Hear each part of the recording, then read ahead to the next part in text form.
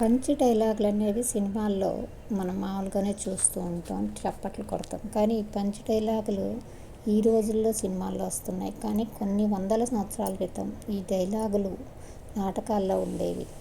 ఆంగ్లంలో అలా వందల ఏళ్ళైనా ప్రజాదరణ పొందుతూనే ఉన్నవి షేక్స్పియర్ రాసిన డైలాగులు. ముఖ్యంగా హేమ్లెట్లోని to be or not to be, that is the question అనేవి పంచ్ డైలాగుల గురించి చెప్పక్కర్లేదు. అలాంటి డైలాగులకు అభిమానుల స్పందన ప్రత్యక్షంగా చూడాలంటే ఇంగ్లాండ్ వెళ్లాల్సిందే. లండన్లోని షేక్స్పియర్ గ్లోబ్ థియేటర్లో ఇప్పటికీ తరచుగా ఈ నాటకాలు ప్రదర్శితమవుతూనే ఉంటాయి. అంతేకాకుండా ద రాయల్ షేక్స్పియర్ కంపెనీ ఏటా ఫిబ్రవరిలో మొదలెట్టి 3 నెలల పాటు షేక్స్పియర్ నాటకాలతో టూర్ నిర్వహిస్తుంది. వచ్చే ఏడాది 2026 టూర్కి అప్పుడే టికెట్ల బుకింగ్ కూడా మొదలైపోయిందంటే వాటికి ఎంత ఆదరణ లభిస్తుందో ఊహించండి.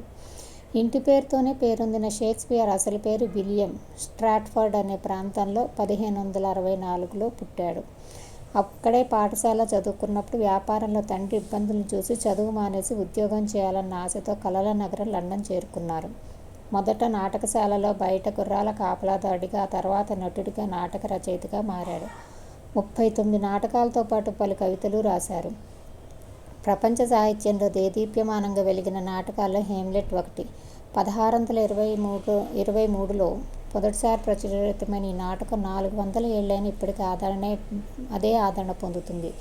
ఆ రోజుల్లో ఆక్స్ఫర్డ్, కేంబ్రిడ్జ్ లాంటి ప్రతిష్టాత్మక విశ్వవిద్యాలయాల్లో చదువుకున్న రచయితల నాటకాలు లండన్ నగరంలో ఆడుతుండేవి. ఆ విశ్వవిద్యాలయాల పక్కనే ఉన్న షేక్స్పియర్ ఏనాడు వాటిని సందర్శించలేదు. అతని చదువంతా నాటకశాలకు వచ్చిపోయే ప్రేక్షకుల వేషభాషలు, నడతలు చూసి నేర్చుకున్నదే. కొన్ని చారిత్రక నాటకాలు రాసిన తర్వాత షేక్స్పియర్ విషాదాంత నాటకాలు ఎంచుకోవడానికి కారణం వాటికి ఉన్నత శ్రేణి ప్రేక్షకులు వాటిని ఇష్టపడటమే.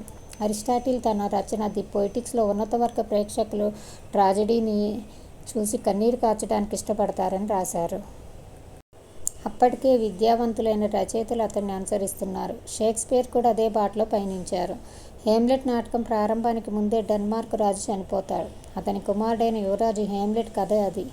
ఆ విషాద గాథను చదువుతున్నప్పుడు ప్రేక్షకులు, పాఠకులు హేమ్లెట్ అభిమానులుగా మారిపోతారు. అతడి కష్టాలు చూసి కన్నీరు కారుస్తారు. అలా హేమ్లెట్ ప్రేక్షకాలోకానికి ప్రతి ప్రీతిపాత్రమైన పాత్ర అయ్యాడు. మానవ జీవితం సుఖదుఖాల సమ్మేళనమని నమ్మిన షేక్స్పియర్ ట్రాజెడీలో కామెడీని కలిపాడు. షేక్స్పియర్ నాటకాల మీద ఎన్నో పరిశోధనలు జరిగాయి, నేటికి కూడా జరుగుతున్నాయి.